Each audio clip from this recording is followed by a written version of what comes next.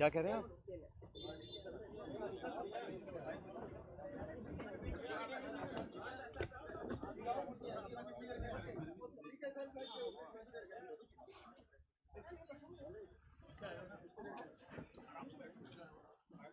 नमस्कार साथियों। मेरी आवाज आ रही है पीछे तक? माइक है क्या? आप दे दो माइक, हो तो यार, वो तो ले आओ। मैं थोड़ा जोर से बोलता हूँ, फिर आवाज आ जाएगी। धन्यवाद साथियों, आप सब यहाँ पर आए। सबसे पहले तो आप जानते हैं कि कल शाम को कर्नाटक राज्य में प्रचार समाप्त हुआ है और कल यानी 10 तारीख को वहाँ पर मतदान है। कर्नाटक में जो इलेक्शन कैंपेन हुआ और जो रुझान सामने आ रहे हैं, उसे देखकर स्पष्ट है कि वहाँ जनता बदलाव चाहती है और वहाँ की भाजपा सरकार भ्रष्टाचार में पूरी तरह लिप्त थी। और हमारी पार्टी का नेताओं का जो धुआंधार प्रचार हुआ, उसको देखकर ये बात बिल्कुल क्लियर है कि वहाँ कांग्रेस पार्टी 13 तारीख को जब मतगणना होगी तो बहुत भारी बहुमत के साथ वहाँ पे सरकार हम लोग बनाएंगे। कर्नाटक के चुनाव बहुत महत्वपूर्ण हैं क्योंकि यहाँ पर एक तरह से डायरेक्ट फाइट भाजपा कांग्रेस की है और बीजेपी ने पूरी ताकत के साथ वहाँ कैंपेन किया। प्रधानमंत्री, गृह मंत्री, सब नेता छोटे बड़े वहाँ गए, लेकिन जो मुद्दे थे उसको कांग्रेस ने उठाया और मैं समझता हूँ कि वहाँ पर अब तक का जो बहुमत हमको नहीं मिला, उससे ज़्यादा बहुमत कांग्रेस पार्टी को कर्नाटक में मिलेगा। इस प्रचार में, इलेक्शन कैंपेन में जिस प्रकार के शब्दों का प्रयोग हुआ और ख़ासकर हमारे राष्ट्रीय अध्यक्ष खारगे साहब के को धमकी दी गई, उनको, उनके परिवार को जान से मारने की, उस पर भी केंद्र सरकार, राज्य सरकार ने कोई पुख्ता कदम नहीं उठाए। तो ये एक निम्न स्तर की राजनीति है और इसका हम सबको खंडन करना चाहिए। मैं कड़े शब्दों में इस प्रकार की वारदातों की निंदा करता हूं और उम्मीद करता था कि भाजपा के लोग इस प्रकार का पक्षपात रवैया नहीं अपनाएंगे। और खारगे साहब जी को जो धमकी मिली वो एक तरह से बौखलाहट का परिचय था। साथियों, आप ये भी जानते हैं कि एक बात तो और स्पष्ट हो गई है। सामान्य मुख्यमंत्री जी का भाषण परसों धौलपुर में हुआ और उस भाषण को सुनने के बाद मुझे ऐसा लगता है कि सामान्य मुख्यमंत्री जी की नेता आदरणीय श्रीमती सोनिया गांधी जी नहीं है, बल्कि उनकी नेता वसुंधरा राजे सिंधिया जी हैं। उनकी नेता सोनिया गांधी जी नहीं हैं, बल्कि उनकी नेता वसुंधरा राजे सिंधिया जी हैं। और एक तरफ ये कहा जा रहा है कि हमारी सरकार को गिराने का काम भाजपा कर रही थी, दूसरी तरफ कहा जाता है कि सरकार को बचाने का काम वसुंधरा जी कर रही थी। तो ये जो विरोधाभास है, इसको समझाना चाहिए। आप कहना क्या चाह रहे हैं, ये स्पष्ट कर देना चाहिए। आप सबको मालूम है, सरकार बनने के बाद मैं प्रदेश का उप मुख्यमंत्री था, प्रदेश अध्यक्ष था और 2020 में देशद्रोह, राष्ट्रद्रोह के मुकदमे में मेरे पर कार्रवाई करने की कोशिश की गई थी। अनेक ऐसे प्रकरण हुए और हम सब लोग, और मैं स्पष्ट करना चाहता हूं कि मैं और हमारे कुछ साथी सरकार में नेतृत्व परिवर्तन चाहते थे। अपनी बात को लेकर हम दिल्ली भी गए और अपनी बातों को रखा।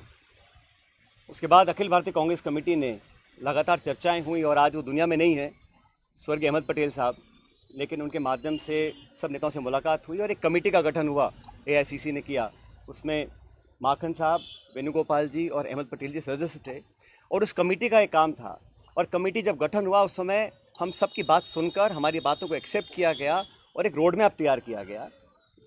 बहुत सारी बातें उसमें थी, मैं उसका उल्लेख नहीं करूँगा, लेकिन कमेटी का गठन हुआ और उसके बाद से हम सब ने, चाहे वो राज्यसभा के चुनाव हों, चाहे विधानसभा में मतदान हो, पार्टी का प्रचार हो, कांग्रेस को मजबूत और ताकतवर बनाने के लिए हम सभी साथियों ने जी जान से कोशिश की और मेहनत की, और 2.5 साल का जो कार्यकाल निकला वो इस बात का प्रतीक है। अनुशासन तोड़ने का काम कभी भी किसी ने नहीं किया। मुझे बहुत कुछ कहा गया, कोरोना, गद्दार, निकम्मा आदि, और जो ये आरोप परसों लगाए गए, ये 2.5 साल से मैं आरोप सुन रहा था, लेकिन हम अपनी पार्टी को और सरकार की छवि को नुकसान नहीं पहुंचाना चाहते थे। इसीलिए मुझे लगा कि जो प्रकार का भाषण दिया गया, मैंने पहली बार देखा कि अपनी सरकार को, अपने ही विधायकों को, अपने नेताओं को बेइज्जत और बदनाम करने का काम हो रहा है। कांग्रेस के विधायकों को तो बदनाम करने का काम हो रहा है और भाजपा के नेताओं का गुणगान हो रहा है। ये समझ से परे है। इस प्रकार का जो काम हुआ वो बड़ा गलत है। और हम सब लोग जो दिल्ली में गए थे अपनी बात को रखने के लिए, किन लोगों पर आरोप लगाए जा रहे हैं? ऐसे लोग जो पब्लिक लाइफ में 30, 40, 45 साल से हैं। 3 दिन पहले मैं बाड़मेर में था। सम्मानीय हेमाराम जी 1980 से विधायक हैं। उनकी क्या छवि है, मतदाता, पब्लिक, उनके क्षेत्र के लोग उनको अच्छी तरह जानते हैं, उनकी क्या क्रेडिबिलिटी है और क्या पब्लिक लाइफ में उनका अब तक का इतिहास रहा।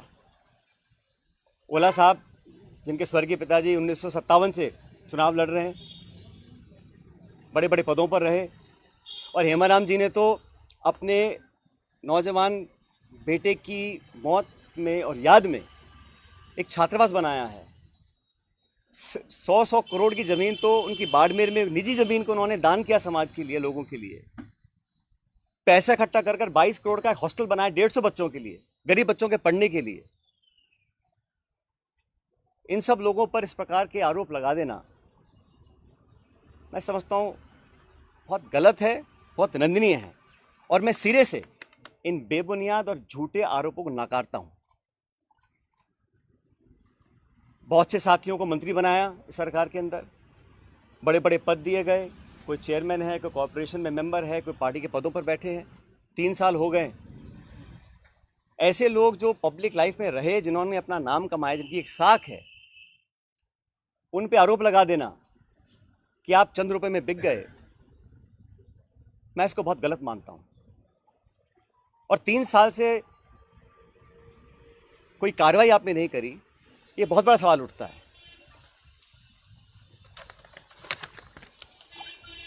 साथियों, हम दिल्ली में गए, अपनी बात को रखा, और उसके बाद सारे तथ्यों को संज्ञान में लेने के बाद हमारी अध्यक्षा सोनिया गांधी जी ने 25 सितंबर को सम्मानीय माकन साहब और सम्मानीय खड़गे जी को जयपुर भेजा था। आप सब जानते हैं। वो विधायकों की मीटिंग हो ही नहीं पाई। सोनिया गांधी हमारी पार्टी की अध्यक्ष थी उस समय।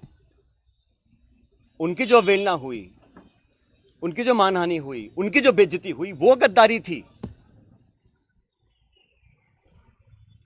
इतने सारे विधायक, 20, 30, 40, पता नहीं कितने विधायकों को उनकी इच्छा के खिलाफ इस्तीफा दिलवाया गया, अपनी सरकार को संकट में खड़ा करा गया। बहुत से लोग आरोप लगाते हैं कि मोदी और शाह के कहने पर इस्तीफे दिलवा दिए गए। अब ये बात मुझे बोले और मैं जाके मंच पे इस बात को बोलूं, ये शोभा देता है क्या? तो मुझे लगता है कि अब तक जो हुआ उस घटनाक्रम में, वो इस बात को दिखलाता है अनुशासनहीनता किसने करी, पार्टी का डिसिप्लिन किसने तोड़ा, और सही मायने में संगठन को और सरकार को कौन मजबूत कर रहा है, कौन कमजोर कर रहा है। और अपने नेताओं को खुश करने के लिए बहुत सारे लोग तरह तरह की बातें करते हैं। कोई किसी की चुगली करता है, कोई किसी की चुगली करता है। मुझे बहुत सारे लोग आके बहुत सारी बातें बोलते हैं कि यहाँ हज़ारों करोड़ का घोटाला हो गया, यहाँ ये स्कैम हो गया। इन्हीं बातों को मैं मंच पर आकर इनका बखान करूँ, ये शोभा नहीं देता, ये गंभीर राजनीति का परिचय नहीं है।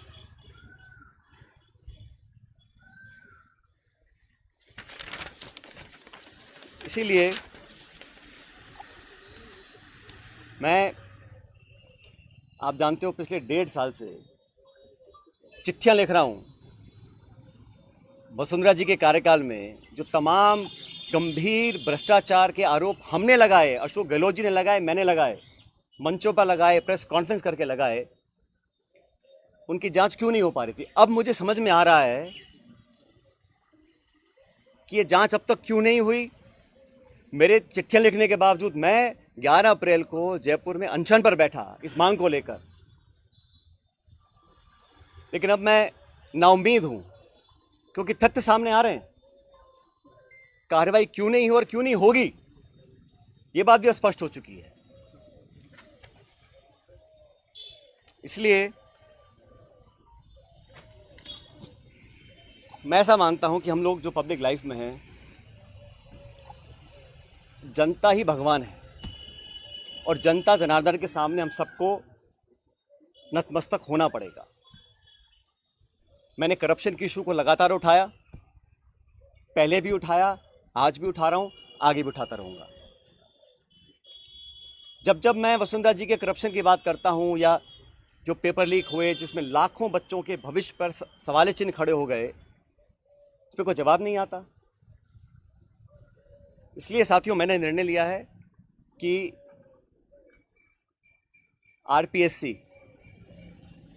जहां से कई सारे पेपर लीक हुए, बहुत सारी वहाँ पे खबरें आई कि वहाँ पर तमाम भ्रष्टाचार हो रहा है, अजमेर स्थित आरपीएससी है।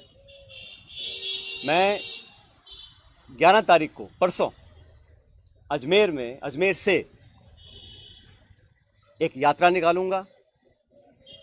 जनता के बीच जाकर जनता की आवाज़ सुनेंगे, जनता के मुद्दों को उठाएंगे और जैसा मैंने शुरू में कहा, जनता जनार्दन है, तो जनता के बीच जाना हम सबका दायित्व बनता है। और जो करप्शन के इश्यूज़ हैं, जो नौजवानों के इश्यूज़ हैं, जो पेपर लीक और पेपर कैंसिल के और नौजवानों के हितों से जुड़े मुद्दे हैं, उनको उठाकर मैं एक जन संघर्ष यात्रा निकालने जा रहा हूं, जो 11 तारीख को शुरू होगी अजमेर से और जयपुर की तरफ हम लोग आएंगे। लगभग 125 किलोमीटर की यात्रा है। जन संघर्ष यात्रा लोगों के हितों के लिए, करप्शन के खिलाफ, नौजवानों के संरक्षण के लिए। उनकी आवाज़ को हम सुनेंगे, उनकी आवाज़ को बुलंद करेंगे और मैं समझता हूं कि सही निर्णय तब लिए जाएंगे जब जनता का पूरा हमारा साथ होगा, जनता का पूरा प्रेशर होगा। पद यात्रा है, जन संघर्ष पद यात्रा 11 मई को मैं अजमेर से शुरू करूंगा और हम जयपुर आएंगे। लगभग 5 दिन का समय इस यात्रा में लगेगा। जैसे मैंने कहा, ये यात्रा किसी के विरोध में ना होकर करप्शन के विरोध में है, नौजवानों के पक्ष में है। जो तमाम जनता में आज मुद्दे हैं, जो इशूज़ को लेकर हम राजनीति करते हैं, जिन इशू पर मैं हमेशा अपनी बात रखता आया हूं, उनके बीच जाकर, उनकी बात सुनकर, उनकी आवाज़ बनने की हम लोग कोशिश करेंगे। और ये अभियान शुरू होगा 11 तारीख को। ये पायलट साहब अशोक गहलोत जी ने एक बात और कही जिसका आप आज ये पॉलिटिकल स्टैंड क्या रहेगा, क्योंकि सबसे बड़ी जो राजनीतिक उत्सुकता यही बनी हुई है कि आपका स्टैंड क्या रहेगा, पार्टी में रहकर संघर्ष करेंगे। साहब, मैंने कहा ना आपको, कुछ लोग ऐसे हैं जो चाहते हैं कि कांग्रेस कमज़ोर हो, कांग्रेस में फूट पड़े, और जैसे मैंने कहा, बदनाम करने की, आरोप लगाने की, आलोचना करने की, चरित्र हनन करने की कहीं कोशिश अगर हो रही है तो उसको हम नाकाम करेंगे। हमारी पार्टी को जो लोग कमज़ोर करना भी चाहते हैं उनको हम होने नहीं देंगे। लेकिन पब्लिक इश्यूज़ पे जो मेरा स्टैंड पहले था वही स्टैंड आज भी है और आगे भी रहेगा। और जो करप्शन हुआ, जिसको हमने सैकड़ों बार पब्लिक में उसको एक्सेप्ट किया, उस पर 4.5 साल तक हम कोई कार्रवाई नहीं कर पा रहे हैं। मैं अब समझ रहा हूँ कि वो कार्रवाई हम क्यों नहीं कर पा रहे थे। कोई कारण तो होगा। मैंने चिट्ठियाँ लिखी, अनशन किया, आवेदन किया, आग्रह किया, बार बार किया, हाथ जोड़ कर किया। अगर कार्रवाई नहीं हो रही थी तो अब मुझे समझ में आ रहा है कि वो कार्रवाई क्यों नहीं हो रही थी। लेकिन किसी भी नेता से बड़ी जनता होती है, तो जनता के समक्ष हम जाएंगे, इन बातों को रखेंगे। और जो लाखों लाख बच्चों के पेपर कैंसिल हुए, जिनके माँ बापों ने अपना पेट काट कर उनके ट्यूशन के पैसे दिए, उनको साल 2 साल मेहनत करवाई, जो कभी ओवरेज हो सकते हैं, जिनका भविष्य के आगे उनको पता नहीं वो क्या करेंगे, जो विश्वास और जो एक क्रेडिबिलिटी होती है अगर वो सिस्टम से ख़त्म हो जाएगी तो फिर आने वाला समय बहुत मुश्किल होगा। इन तमाम बातों को लेकर मैं जनता के बीच में जाऊंगा और लगातार पैदल यात्रा करेंगे अजमेर से 11 तारीख से।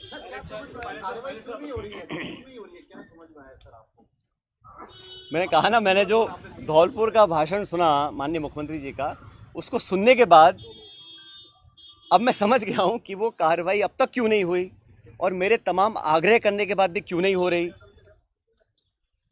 मैं समझ गया क्यों नहीं हो रही है। वो कह तो रहा हूं मैं आपको।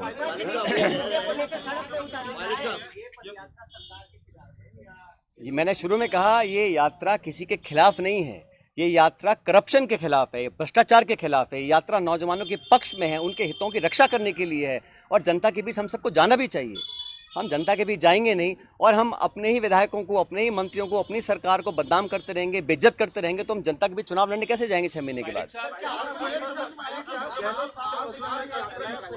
125 किलोमीटर की पदयात्रा रहेगी, उसमें जो जन समर्थन मिलेगा उसके बाद आप निर्णय लेने की बात कह रहे हैं। कौन सा निर्णय लेने की बात?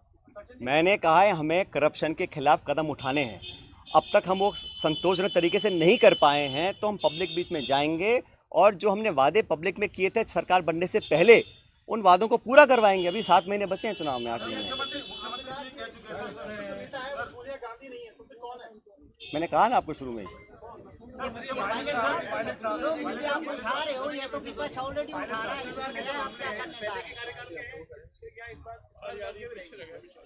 भाई करप्शन तो कहीं पर भी हो उसके विरुद्ध हम, चाहे वो कांग्रेस पार्टी हो, हमारी सरकार हो, हम तो खुद ही कह चुके हैं कि हमारी 0 टॉलरेंस है करप्शन के खिलाफ।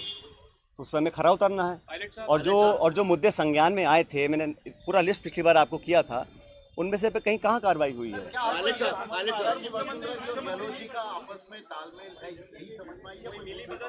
भाई मैंने कुछ नहीं कहा आपको, मैंने इतना कहा कि धौलपुर के परसों के भाषण के बाद मुझे समझ में आ गया है कि कार्रवाई अब तक क्यों नहीं हुई। कोई कारण तो होगा ना। जिस बात को मैं 5 साल लगातार बोल रहा हूँ, सरकार में आने के बाद नहीं कर रहा हूँ, तो क्या कारण थे? वो कारण सामने आ गए। सर उसी भाषण में, सर पायलट साहब, उसी भाषण में मुख्यमंत्री ने कहा कि एआईसीसी से पैसा दिलवा देंगे। उसी भाषण में मुख्यमंत्री ने कहा। ये इसका जब ऐसा है, मैंने आपको शुरू में कहा कि मैं किसी पे आरोप लगा दूं कि इसने 1000 करोड़ खा गया, 10,000 करोड़ खा गया, 1 लाख करोड़ खा गया, उसका कोई मतलब नहीं है। पब्लिक लाइफ में अगर तथ्य प्रमाण किसी के पास हैं तो कार्रवाई कर देनी चाहिए थी। अब तक क्यों नहीं करी? और ये जो पैसे की बात है, जिन लोगों का पूरा राजनीतिक जीवन सिर्फ पैसे के दम पर पनपा हो, शायद उनको हर चीज़ में पैसा नोट दिखाई देता है। ऐसा नहीं है। पब्लिक जज्बात भी कुछ होते हैं, पब्लिक वोट भी कुछ होती है, पब्लिक इमेज भी कुछ होती है। जिन लोगों की राजनीति सिर्फ पैसे के दम पर चलती आई हो, उनको हर चीज़ में अगर पैसा दिखता है, उसका मेरे पास कोई जवाब नहीं है। मैं 3 साल से बातों को सुन रहा हूँ। मैंने बार बार कहा है कि करप्शन के खिलाफ हम सबको लड़ना है। अगर किसी पे कार्रवाई करनी तो कर देनी चाहिए थी। इंतजार किस बात का है? और जिन लोगों पे आरोप लगा रहे हैं, समझना चाहिए उनकी 30, 40, 50 साल की राजनीति है। हम भी बड़े बड़े पदों पर रहे हैं, केंद्र में रहे हैं, राज्य में रहे हैं, निर्वाचित रहे हैं, पब्लिक के सामने काम किया है। अगर कोई उंगली उठा सकता है बता दे हमारे को। इस तरह के आरोप लगाने से, सुन ले मेरी बात,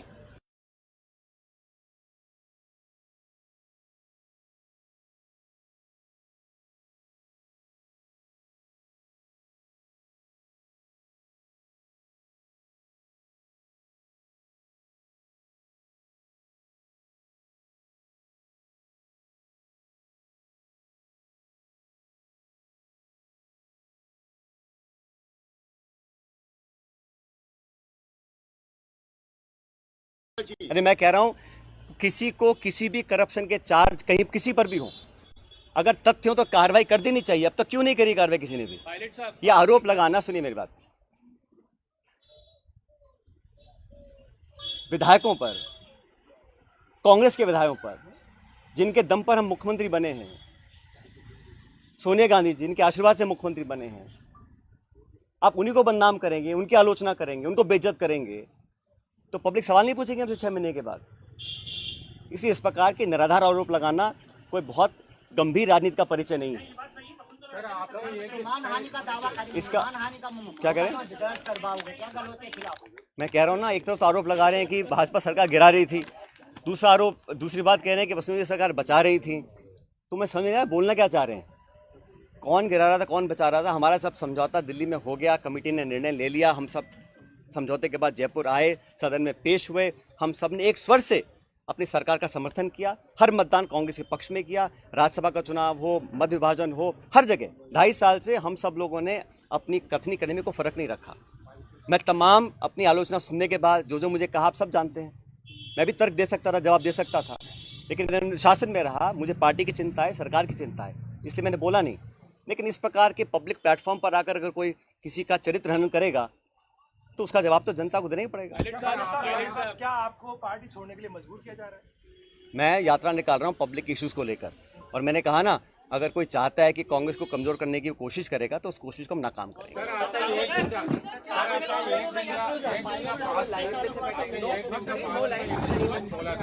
अभी आपने ये यात्रा निकाल रहे हैं, उसको कैसे पार्टी देगा?